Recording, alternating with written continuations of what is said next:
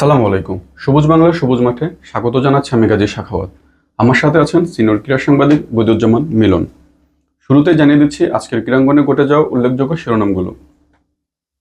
One day series হারের ক্ষত নিয়ে আগামীকাল সন্ধ্যা 7:30 প্রথম টি-20তে শ্রীলঙ্কার মুখোমুখি হবে বাংলাদেশ।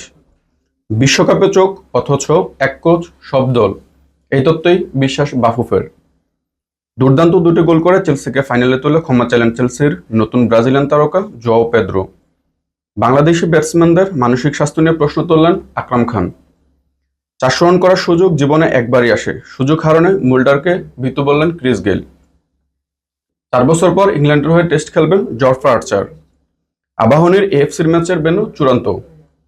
বৈরী আবহাওয়ার কারণে রিয়ালের ফ্লাইট বিলম্ব, বাতিল পাক ম্যাচ কার্যক্রম।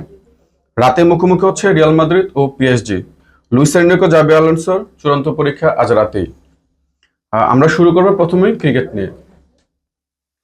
আমরা এর আগে যে টি-20 সিরিজগুলো খেলেছি সেখানে বাংলাদেশের পারফরমেন্সের যে গ্রাফ সেটা উঠানামা করতেছে। আমরা যদি শ্রীলঙ্কার সাথে এর আগের যে সিরিজটা হয়েছে সেটা আমরা 2-1 ব্যবধানে জিতেছি। তবে আমাদের টি-20তে আরেকটা বড় সাফল্য হচ্ছে আমরা ওয়েস্ট ইন্ডিজের মাটিতেই গিয়ে আমরা 3-0 সিরিজ জিতে এসেছি। তারপরে আমরা কিন্তু আমেরিকার পরে যদি আমি আপনাকে বলি আরব আমিরাতের সাথে আমরা 2-1 ব্যবধানে সিরিজগুলো জিতেছি। কিন্তু লাস্ট যে পাকিস্তানের সিরিজটা হয়েছে সেখানে আবার আমরা 3-0 ব্যবধানে হেরেছি।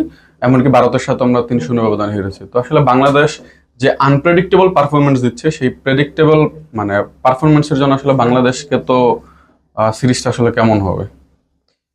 আপনি যথার্থই বলেছেন। আসলে টি-20 সিরিজ খেলার আগে বাংলাদেশের যে আত্মবিশ্বাস একদমই তলানিতে।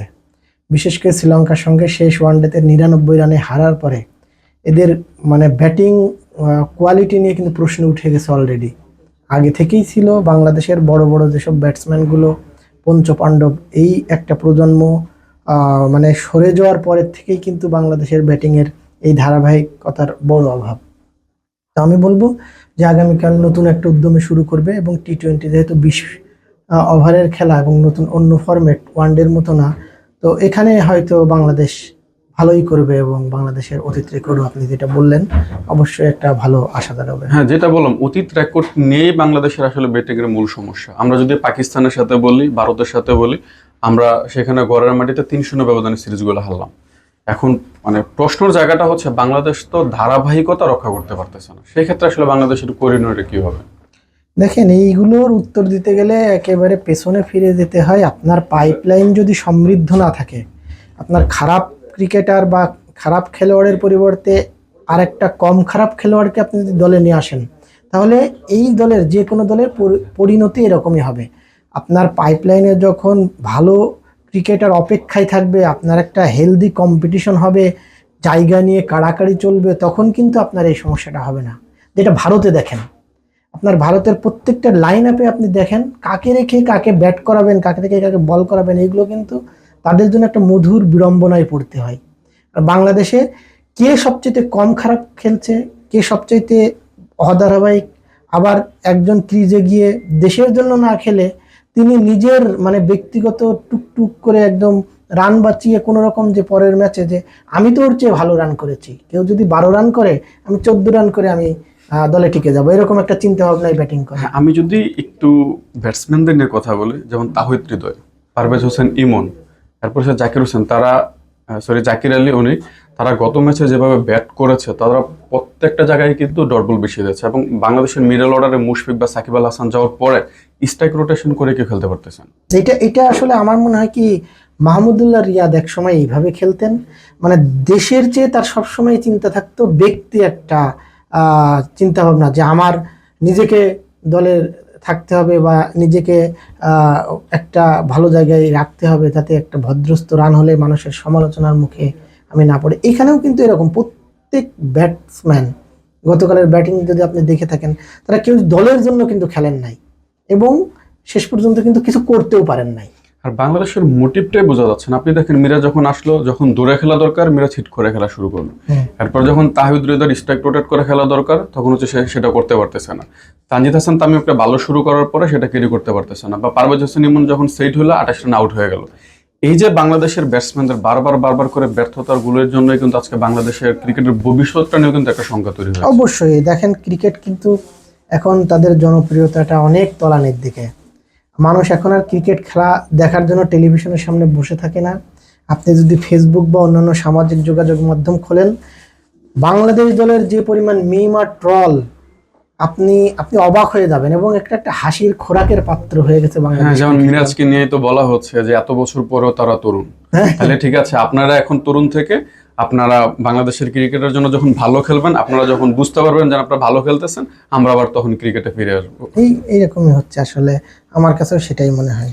তবে আজকে তো আন্ডার-20 সাব যে মহিলা দলটা ঘোষণা করা হলো, এবং পিটার বাটলার বা আফিদাকে আমরা যথেষ্ট আত্মবিশ্বাসী দেখেছি।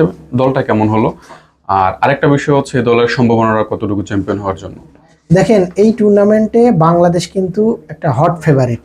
এই কারণে বলছি যে তারা এখন দক্ষিণ এশিয়ান লেভেলের কোনো দল না, তারা এখন এশিয়ান লেভেল লেভেলের দল। পরীক্ষা দিয়ে তারা এখন এশিয়ান চূড়ান্ত পর্বে খেলবে, এবং তাদের চোখে এখন বিশ্বকাপে স্বাভাবিকভাবেই তারা তাদের চেয়ে নিচের সারির দলগুলোর সঙ্গে ভালো খেলবে, এটাই একটা প্রত্যাশা। কিন্তু আরেকটা বিষয় হচ্ছে, এখানে বাংলাদেশের জন্য আরো বড় অ্যাডভান্টেজ, টপ ফেভারিট ভারত নাই। তো প্রতিদ্বন্দ্বীর ভিতরে নেপাল, শ্রীলঙ্কা, মালদ্বীপ, এদের ভিতরে হয়তো নেপাল একটু বেশি শক্তিশালী হতে পারে।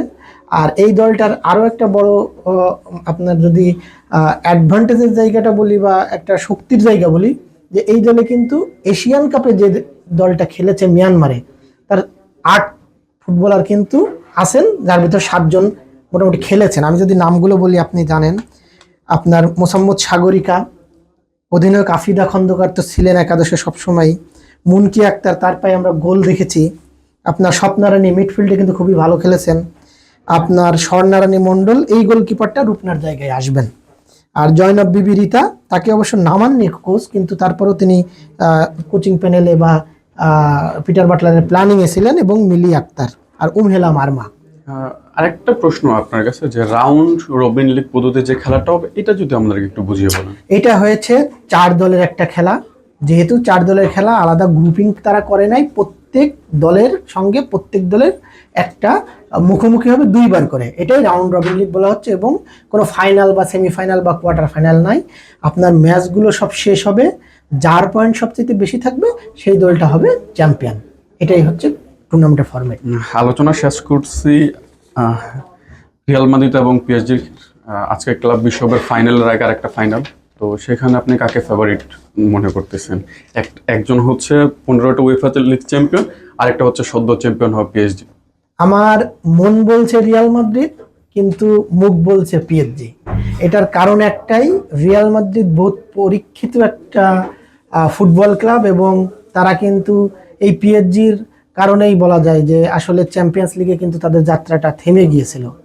তো সেখানে আর চ্যাম্পিয়ন্স লিগে যেহেতু চ্যাম্পিয়ন দল পিএসজি দুর্দান্ত ফর্মে আছে, তো লড়াইটা কিন্তু সেয়ানে সেয়ানে হবে, এবং একটা রোমাঞ্চকর ম্যাচ হবে। আমি বলবো এই ক্লাব বিশ্বকাপে যতগুলো ম্যাচ হয়েছে তার ভিতরে আজকের ম্যাচটা সবচাইতে হাই ভোল্টেজ হবে এবং উপভোগ্য। জাভি আলোনসোর কিন্তু একটা চূড়ান্ত পরীক্ষা হবে, এতদিন পর্যন্ত কিন্তু তিনি সেভাবে কোনো পরীক্ষায় পড়েননি। আমার মনে হয় যে তার জন্য একটা বড় অ্যাসিড টেস্টের একটা ম্যাচ হবে, এবং আমরা যারা ফুটবল অনুরাগী আছে রাত জেগে এই ম্যাচটা দেখার জন্য আমরা বসে থাকবো। নিউ ইয়র্কের স্টেডিয়ামে ম্যাচটা হবে। তবে এখানে আলাদা করে এমবাপ্পের কথা বলতেই হয়।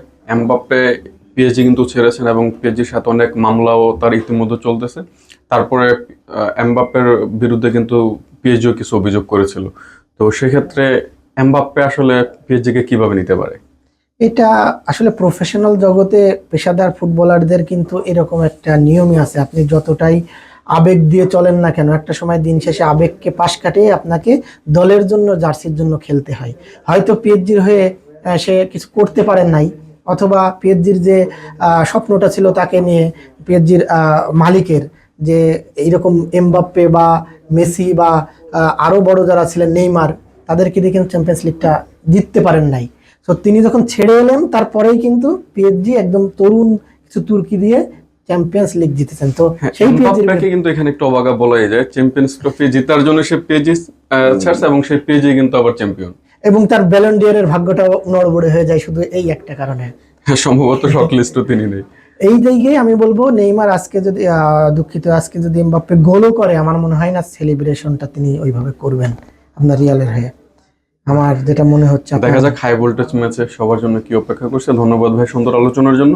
সবুজ বাংলা সবুজ মাঠের আজকের আয়োজন এই পর্যন্তই। আগামীকাল একই সময় দেখা হবে খেলার বিভিন্ন আপডেট নিয়ে। সে পর্যন্ত সবুজ মাঠের সাথেই থাকুন। ধন্যবাদ।